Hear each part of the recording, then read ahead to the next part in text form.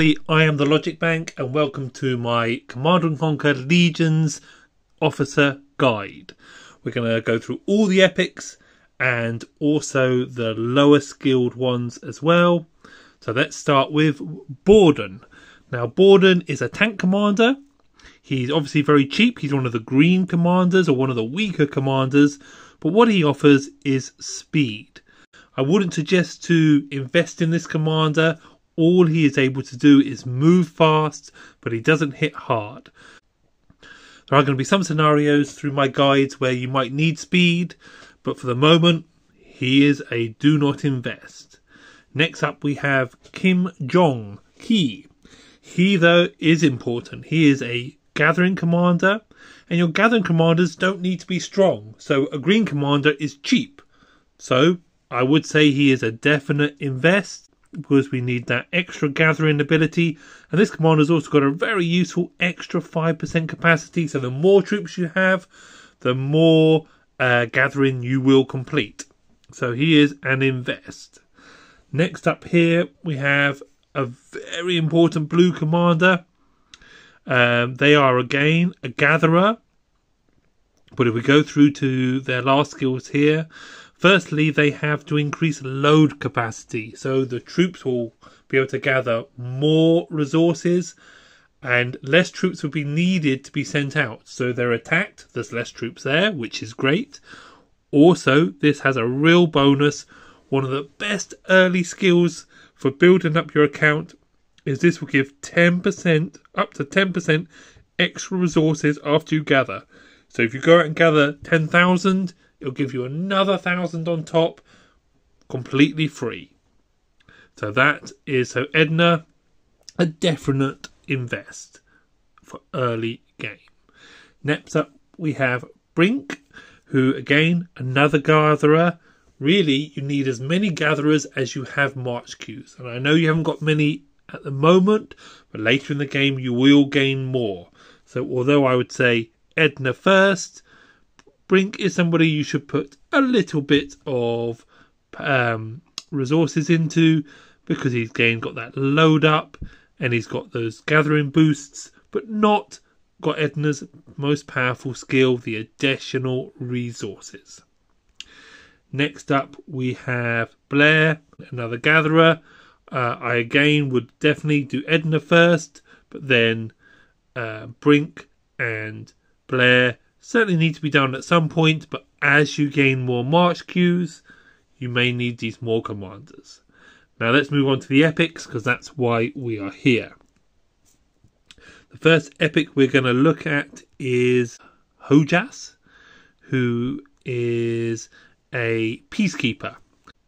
They are a PvE commander. They are a player versus environment commander. So, useful, but don't over invest in them. They're not the best fighters, but they are needed for their peacekeeping skills, where they can do more damage to neutral units such as cyborgs. Useful. Also, this commander has another useful skill where they are able to gain more experience. Also provides an additional 20% experience to commanders and vice commanders after defeating a neutral unit. So important early in the game, but not a major investment and not a fighting commander.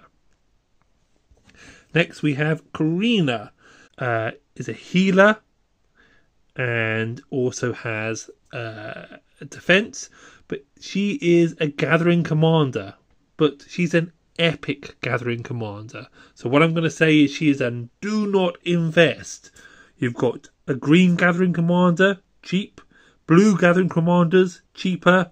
You do not want to invest in an epic gathering commander until much, much later into the game. Also, her main skill is healing, and I will cover this in other videos, but due to the mechanics of how the game works, healing's not the best skill you want for your commander, but I'll cover that in later videos. Just take my word for that now. Next up we have Gareth. Now Gareth is the first important commander we're going to look at. He is an artillery commander, and his skill doesn't just hit one target, it can hit up to 3 targets. So when you're out in the open field fighting, this is an important skill to have. If you're interested in artillery, if you're making an artillery account, this is a commander that I would look at. Not the best epic commander, but certainly that damage that can spread around, or the area of effect damage, much more important. Also, this commander has a nice skill at the end here, where a 10% chance to get extra skill damage. Plus with the artillery, there's even more skill damage and booster skill damage.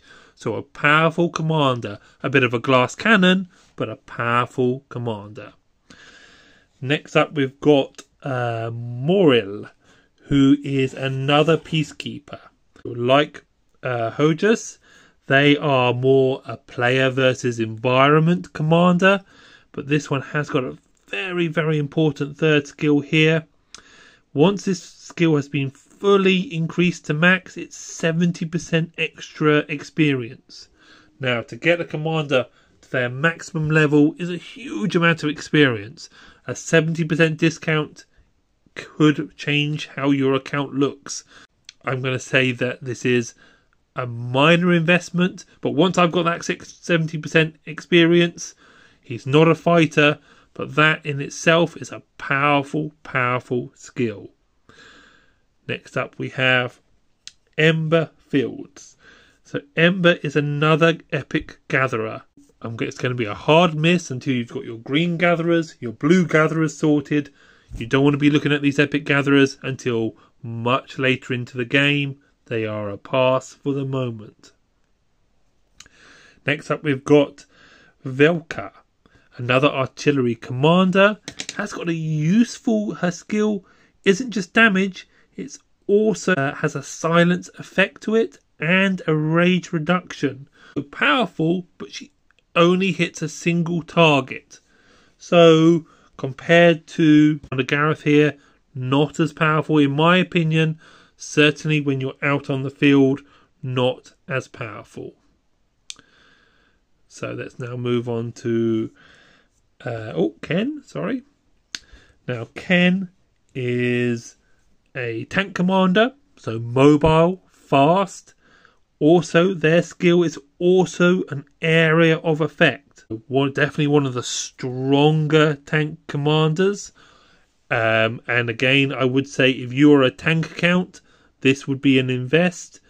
Puts out a lot of damage. I like this commander. Definitely for the PvP, a decent commander. Has some interest. Oh, what I like about this commander is when you're ranking them up, once you've completed the first skill, all damage. The second skill, all damage. Some of the commanders, the second skill might be a garrison skill or a skill that you don't particularly need. But what I like about Ken is the first two skills, once you've got him 5/5, it's all damage. A great tank commander. And if you're a tank account, maybe that's a commander for you. Next up we have Eugene Lin. Now, Eugene Lin is the most powerful epic commander. This is, in my opinion, we should all be thinking of starting infantry, and then later, when we have a much larger, more troops, we can maybe then go artillery. We can maybe then go tank. But Eugene Lin is my absolute must for commander tier, and I will put her at number 1. First, we've got the area effect damage, but not only that, it recovers rage. And as we know, as I'll go over in my battle mechanics video, rage equals more damage because your attack you will get your 1000 rage needed for this attack to come round sooner. You'll gain the rage faster. Also, this officer has one of the most powerful early skills you're going to see is damage taken reduced by up to 10%. That's huge. That's a base reduction in damage. And it isn't just for infantry. Like most of the officers, they specialise in either artillery or infantry or tank. This commander has a general reduction to damage regardless of what is in their march. So at first, early game, you're not going to have an entire march of infantry. You have a mix of troops. That's a really powerful skill to boost you early. Also, when you fully expertise this commander, the damage goes up to that. It can hit up to 5 targets. So when you're out there battling in field, this is the best PvP epic. Also, just generally very powerful commander. This is my absolute invest, Eugene Lin. Next up, we've got Nagus, who is another tank commander, but this is she is what we call a Reaper. She is a fast moving commander, and then if we look at the 4th skill here, so she catches up with a damaged march, and if they're below 50% troops remaining, they've been fighting, other commanders, and you've used your speed, you've caught up with them, they've got less than 50%, you can get an extra 25% damage to finish them off. And don't be put off by the low skill damage. There's a lot of buffs or damage reduction, defense reduction, and remember, the damage can be coming from the vice officer, the commander that is traveling with this commander, could be doing the real damage. I'm going to say an invest, especially if you're interested in PvP. I would usually, I would say, of course, I'm more interested in the AoE commanders or those that can do lots of damage. But as a fast tank commander that can finish off, get those extra kills, then I'm going to say Nagus is brilliant. Now we're going to move up to Raymond Sharp. I like these names; they're nice and easy. So Raymond is a bit of a tank. Reduced damage, counter damage up. So I'm going to say not an invest. He's a nice commander. Extra troop capacity you get given him early, but not an invest in my opinion. So don't get carried away with him. He doesn't really put out the damage. Next up, we've got Luna. Now, Luna is a gathering commander, but has an interesting first skill. She's a support commander. She buffs up other troops. As I've always said with all the gatherers up to this point, gatherers are not epic gatherers are not a priority. But keep your eye on Luna and just have her in the back of your mind that this is a commander that can buff other commanders, make other commanders around her stronger, increase their rage. And although she does no damage in her first attack, all her damage is in the back here, where she has a base increase to normal damage to 25%. So, a lot of power there, especially with a commander like Raymond, who increases damage with his first, increases counter damage. A lot of damage, a lot of damage that can be had from Luna, but it's right there in her 4th skill. Going to be very hard to upgrade her, and she's a gatherer. For initial, not an invest, but keep an eye on her.